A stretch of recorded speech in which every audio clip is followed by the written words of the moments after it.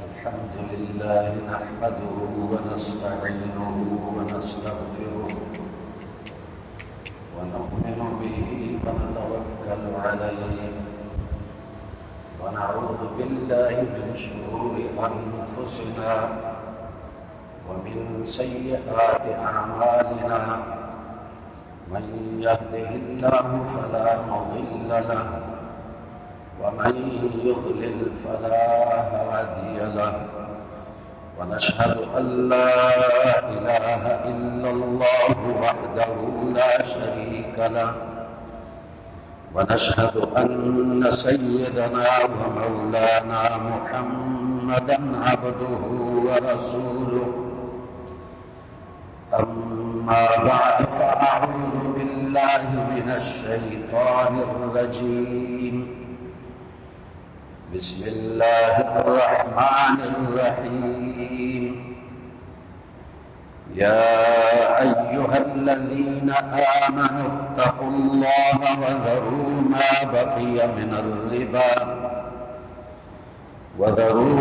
بقي من الربا إن كنتم مؤمنين فإن لم تفعلوا فاذنوا بحرب من الله ورسوله وإن تبتم فلكم رؤوس أموالكم لا تظلمون ولا تظلمون صدق الله العظيم وصدق رسوله النبي الكريم اللهم صل على محمد وعلى آل محمد كما صليت على إبراهيم وعلى آل إبراهيم إنك حميد مجيد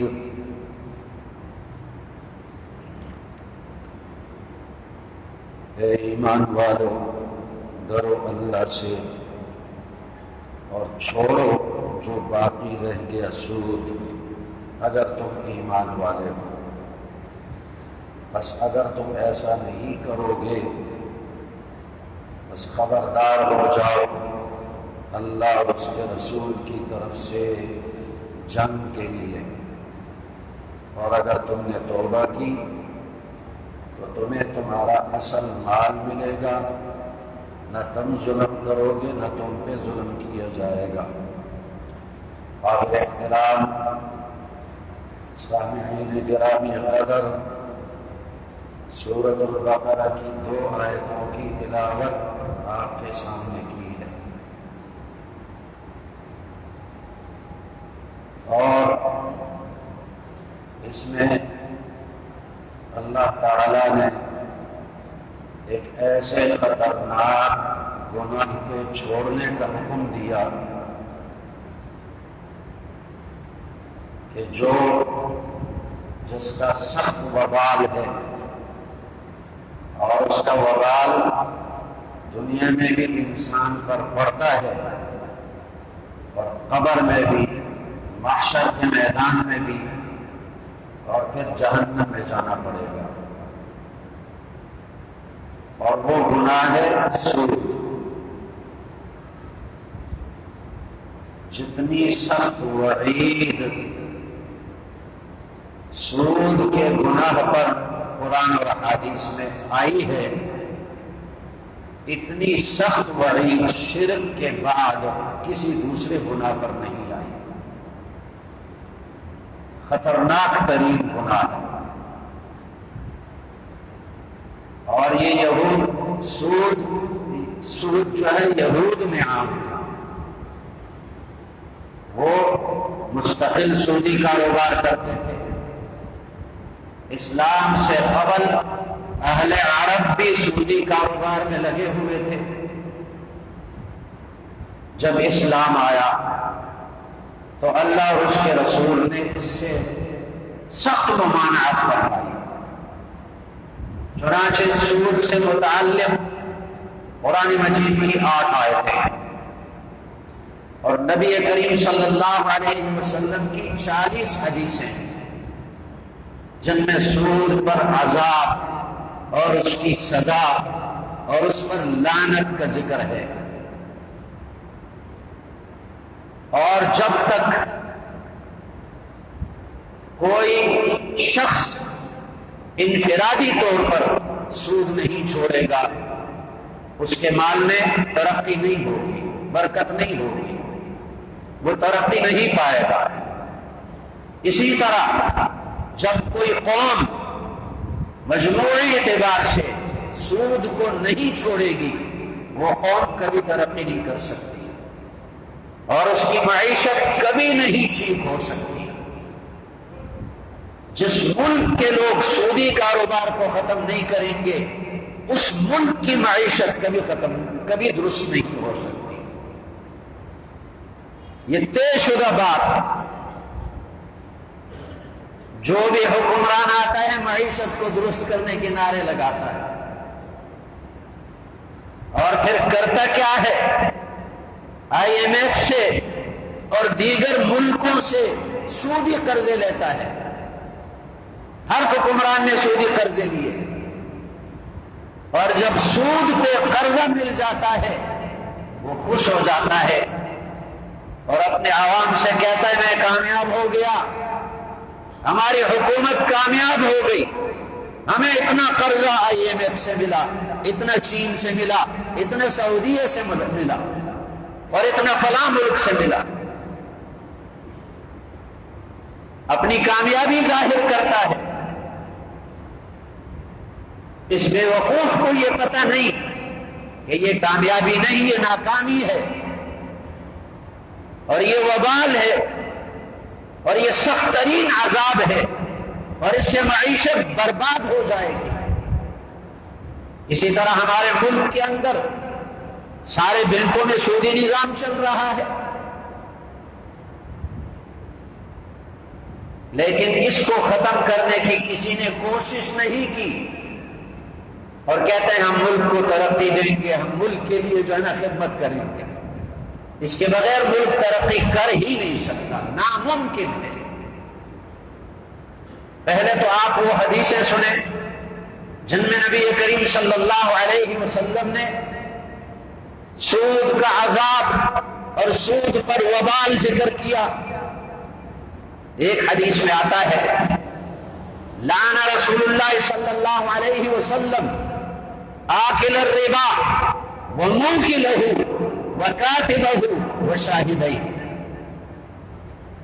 رسول اللہ صلی اللہ علیہ وسلم نے لعنت کی ہے سود دینے والے پر اور سود لینے والے پر اور سودی معاملہ لکھنے والے پر اور سودی معاملے کے گواہوں پر۔ لعنت کا معنی کیا ہے؟ اللہ کی رحمت سے محروم ہونا۔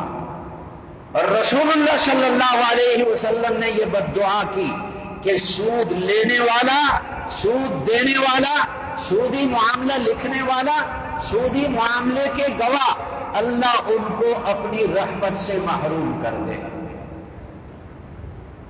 اور پھر یہ کہیں گے کہ ہم ترقی کریں گے۔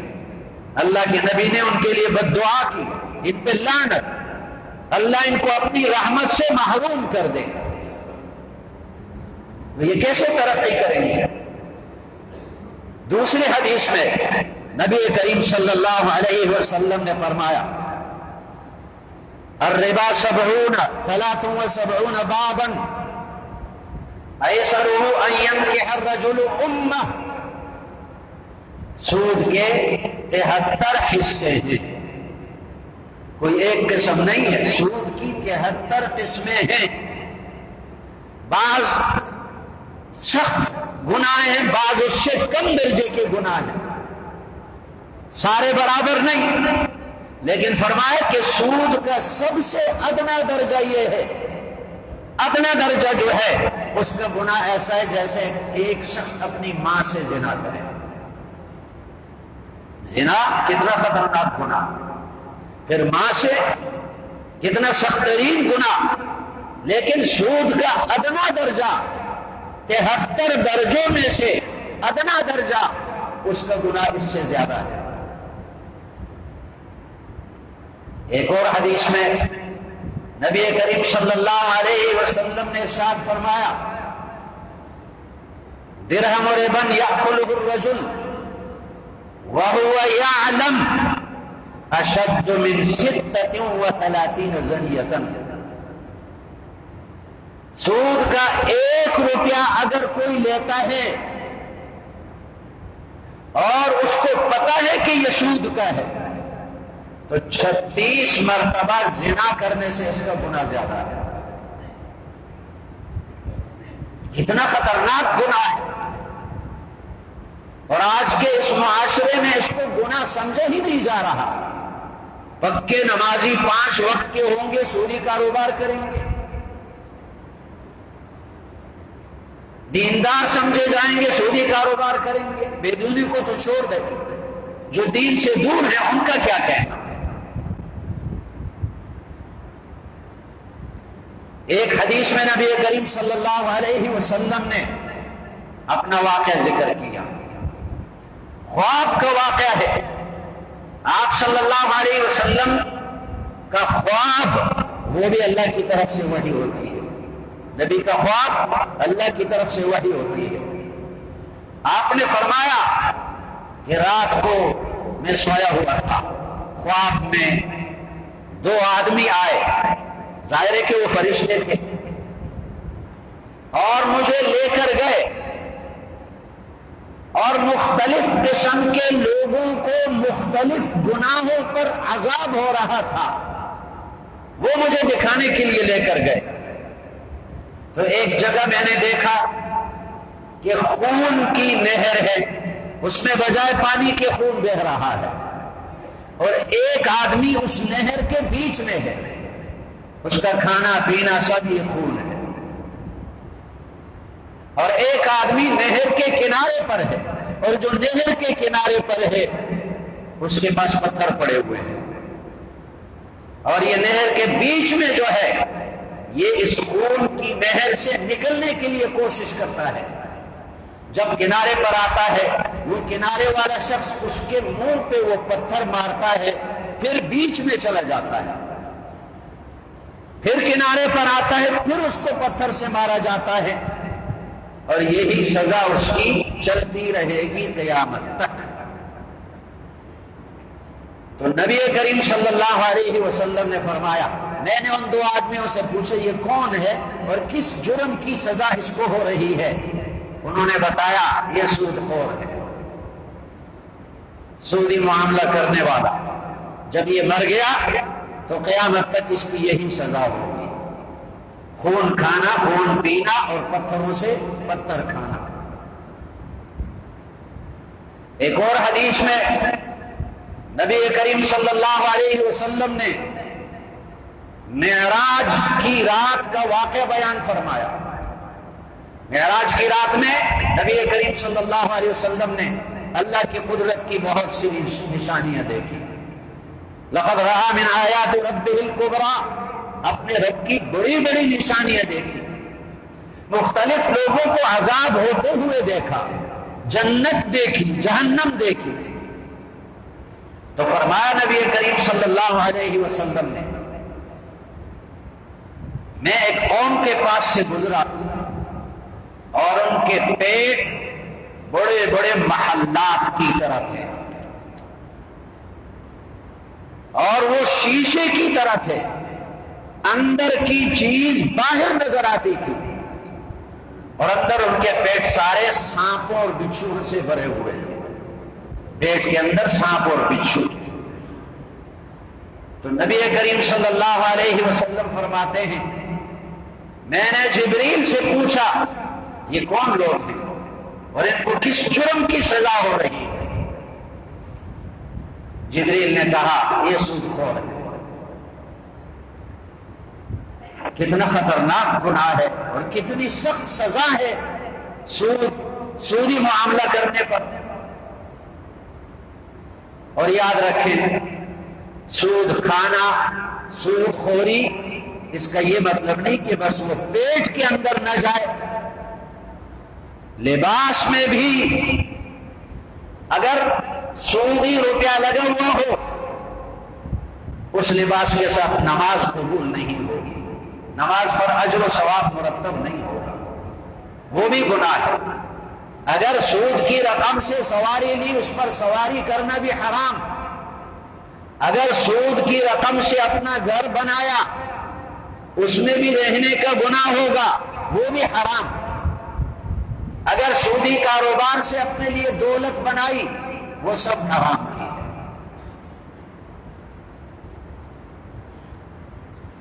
نبی کریم صلی اللہ علیہ وسلم نے سخت ترین سزائیں سودی معاملات اور سودی لین دین پر ذکر فرمائی۔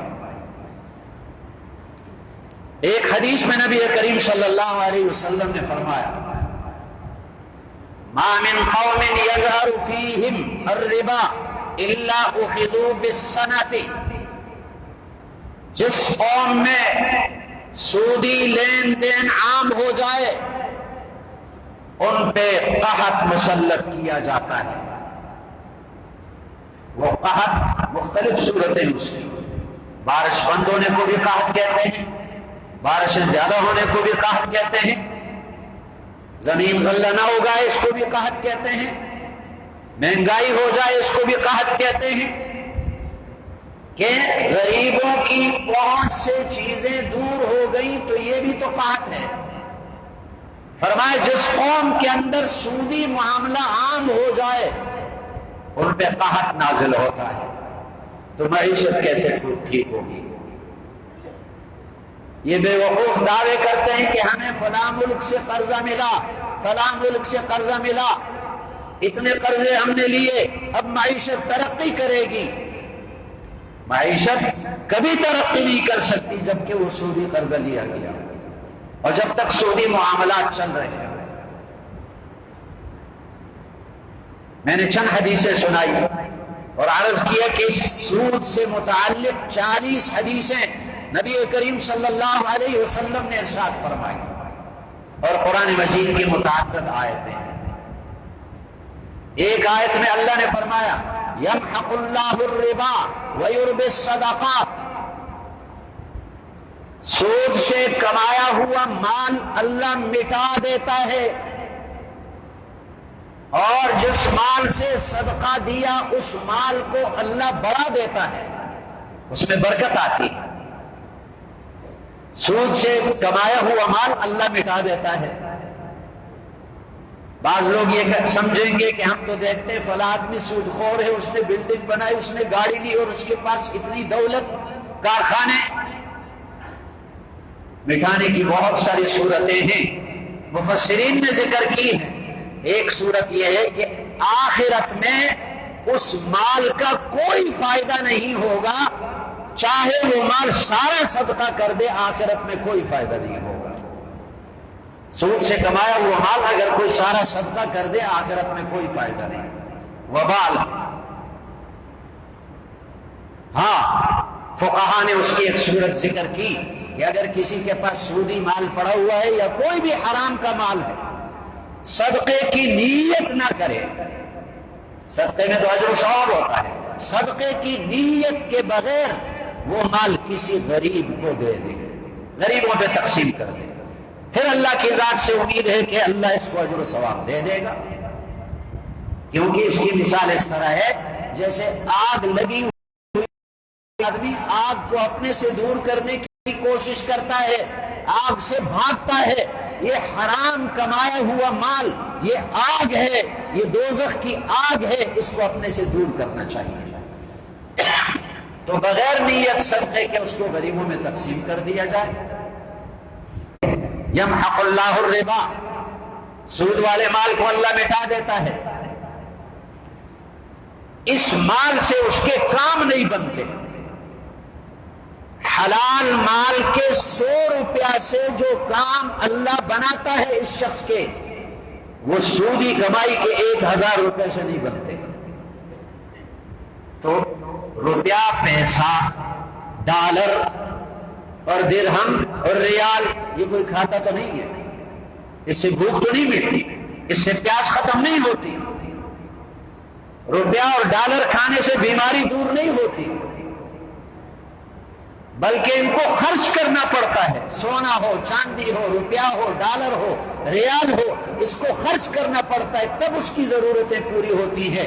تو اس میں برکت اللہ ختم کر دیتا ہے، اور بہت سارا مال سود کا، حرام کا، وہ خرچ کر کے پھر بھی اس کا کام نہیں بنتا، برکت مٹ جاتی ہے. اور تیسرا مطلب اس کا یہ ہے یمحق اللہ الربا، جو سود سے کمایا ہوا مال ہے اللہ اس کو ایسے مٹاتا ہے کہ اس شخص کے دل سے اللہ سکون چھین لیتا ہے. وہ چاہتا ہے کہ مجھے ایک رات سکون کی ملے، چاہے ساری دولت میری چلی جائے، ایک لمحہ سکون کا ملے، ہزاروں روپے چلے جائیں، اللہ اس سے سکون کو چھین لیتا ہے. یہی تو مٹنا ہے. دل کا سکون نہ ہو تو انسان اربوں خربوں کا مالک بنے، کیا فائدہ ہوگا اس سے. یمحق اللہ الربا، سود سے کمایا ہوا مال اللہ مٹا دیتا ہے. وَيُرْبِي الصَّدَقَاتِ، صدقوں والا مال جس سے صدقہ نکالا جائے اللہ اس کو بڑھا دیتا ہے. اور سنیں، یہ جو آیتیں میں نے پڑھی ہے اس میں جو وعید ہے اور جو سود پر اللہ کی طرف سے سزا ہے، میں نے عرض کیا کہ شرک کے بعد کسی اور گناہ کی اتنی بڑی سزا نہیں جتنی سزا سود کی ہے. اللہ فرماتے ہیں اتقوا اللہ یا ایھا الذین آمنوا اتقوا اللہ، اے ایمان والو اللہ سے ڈرو. وذروا ما بقی من الربا، اور سود چھوڑو. اگر تم ایمان والے ہو تو سود چھوڑو، مسلمان ہو تو سود چھوڑو. آگے کتنی سخت وعید اور دھمکی ہے. فَإِن لَّمْ تَفْعَلُوا فَأْذَنُوا بِحَرْبٍ مِّنَ اللَّهِ وَرَسُولِهِ، اگر تم سودی کاروبار نہیں چھوڑتے تو اللہ اور اس کے رسول کے ساتھ جنگ کا اعلان سنو.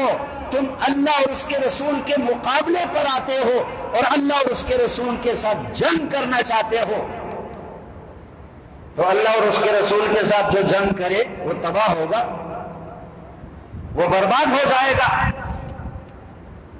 اب دیکھیں ملک میں سودی کاروبار چل رہا ہے، سودی قرضے لے رہے ہیں، بینکوں میں سودی کاروبار چل رہا ہے،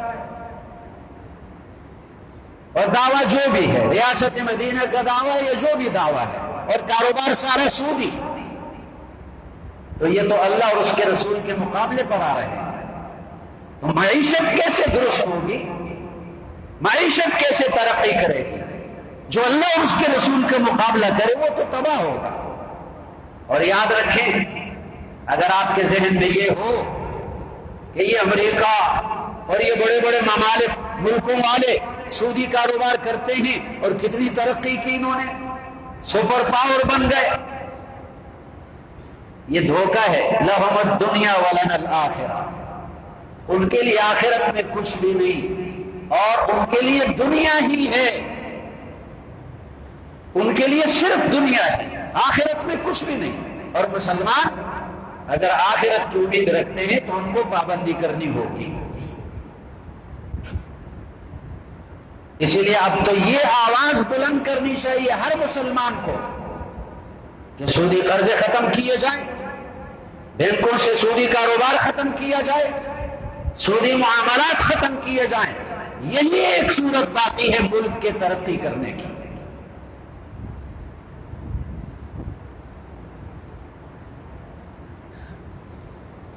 اب آپ کے سامنے مثال ہے افغانستان کی. کتنے سال انہوں نے جنگ لڑی، روس کا مقابلہ کیا، امریکہ کا مقابلہ کیا، اور 53 ممالک کی فوجوں کا مقابلہ کیا، اور ان کی ساری دولت اور سارے خزانے وہ کفار لے گئے. لیکن انہوں نے بھی جو بجٹ پیش کیا وہ سود سے پاک، اور انہوں نے کہا ہم مر جائیں گے لیکن سودی لین دین، سودی معاملہ کبھی نہیں کریں گے. ان سے ہمیں سبق لینا چاہیے. اور اب تو شرعی عدالت نے فیصلہ بھی کر دیا کہ سود پر پابندی لگائی جائے، اور حکومت کو مہلت دی کہ 5 سالوں کے اندر سودی نظام ختم کر دیا جائے. تو اس پہ اب سب کو عمل شروع کرنا چاہیے اور بینکوں سے سودی نظام ختم کر لینا چاہیے۔ اور سننے میں آیا ہے کہ بعض بینکوں نے ارادہ کیا کہ اس کے خلاف جو ہے وہ کیس دائر کر دیں کہ یہ نہیں ہو سکتا۔ تو یہی تو اللہ اور اس کے رسول کے مقابلے پر جنگ کرنے کا سوچ رہے ہیں، تو کیسے کامیاب ہوں گے؟ یہ جتنے بھی وبال ہم پر آتے ہیں یہ سودی نظام کی وجہ سے، یہ مہنگائیاں جو آتی ہیں یہ سودی نظام کی وجہ سے۔ پیٹرول مہنگا ہو گیا، کس کے لیے مہنگا ہو گیا؟ غریب لوگوں کے لیے مہنگا ہو گیا۔ جس کی 20,000 تنخواہ ہے وہ پیٹرول خریدتا ہے اپنے موٹر سائیکل کے لیے، وہ بجلی کا بل ادا کرتا ہے، وہ گیس کا بل ادا کرتا ہے۔ اور یہ جتنے اشرافیہ ہیں، جج ہیں، جرنیل ہیں، بیوروکریٹ ہیں، MNA MPA ہیں، وزیر اور مشیر ہیں، صدر ہیں، وزیر اعظم ہے، ایک ایک آدمی لاکھوں روپیہ تنخواہ لیتا ہے، کسی کی 5 لاکھ، کسی کی 10 لاکھ، کسی کی 20 لاکھ تنخواہ۔ ریٹائر ہونے کے بعد بھی ان کی تنخواہ چلتی ہے لاکھوں روپے میں، اور ان کے لیے پیٹرول مفت ہے، اور ان کے لیے گیس مفت ہے، اور ان کے لیے بجلی مفت ہے۔ ان کو کیا پتا کہ پیٹرول 200 روپے یا 210 روپیہ لیٹر بن گیا، اس کو کیا پتا ہے؟ پتا تو غریب کو چلتا ہے۔ اس لیے سود کے خلاف بھی آواز اٹھائیں اور اس بات کو بھی عام کریں، یہ بھی آواز اٹھائیں کہ جتنے لوگوں کو پیٹرول مفت ملتا ہے اس مفت خوری کو ختم کر دیا جائے، خود بخود اس کی ریٹ نیچے آ جائے۔ جن کو بجلی مفت ملتی ہے ان کی بجلی ختم کر دی جائے، مفت ملنا بند کر دیا جائے۔ جن کو گیس ملتی ہے مفت ملنا بند کر دیا جائے۔ ایک وزیر جا رہا ہوتا ہے، اس وزیر کی گاڑی کے آگے پیچھے 10-15 گاڑیاں ہوتی ہیں، سب کا پیٹرول مفت۔ ان کو کیا پتہ کہ پیٹرول کتنا مہنگا ہو گیا؟ اور یہ جو آپ سے ووٹ لینے کے لیے آئیں گے اور بھیک مانگیں گے، اور 5-10 سال کے پرانے مردوں کی دعا کے لیے آئیں گے اور بھیک مانگیں گے آپ سے ووٹ، یہ پھر کیا کریں گے؟ لاکھوں روپے ان کی تنخواہ ہوتی ہے، اور ان کا TAD ہوتا ہے، اور ان کے کرائے ہوتے ہیں، وہ سب ان غریبوں سے جو بل لیا جاتا ہے اور جو ٹیکس لیا جاتا ہے اسی پر وہ پلتے ہیں۔ یہ روڈوں میں آپ نے دیکھا ہوگا، یہ ہائی وے ہے اور یہ سی پیک ہے، اور اس میں ٹال پلازے ہوتے ہیں، اور اس میں لکھا ہوتا ہے کہ فلاں فلاں کی گاڑی یہاں سے گزرے وہ مفت جائیں، وہ ٹیکس نہ دے، اور غریب آدمی وہ ٹیکس ضرور ادا کرے گا۔ بیچارے کے پاس 2 لاکھ کی گاڑی ہو وہ بھی ٹیکس ادا کرے گا، 2 لاکھ کی نہیں ہے، 2 لاکھ کی گاڑی ہو وہ بھی ٹیکس ادا کرے گا، لیکن کروڑوں کی گاڑی والا وہ ٹیکس ادا نہیں کرے گا۔ اس کے خلاف بھی سب کے اندر شعور ہونا چاہیے اور آواز اٹھانی چاہیے۔ اللہ تعالی ہماری حالتوں پر رحم فرمائے۔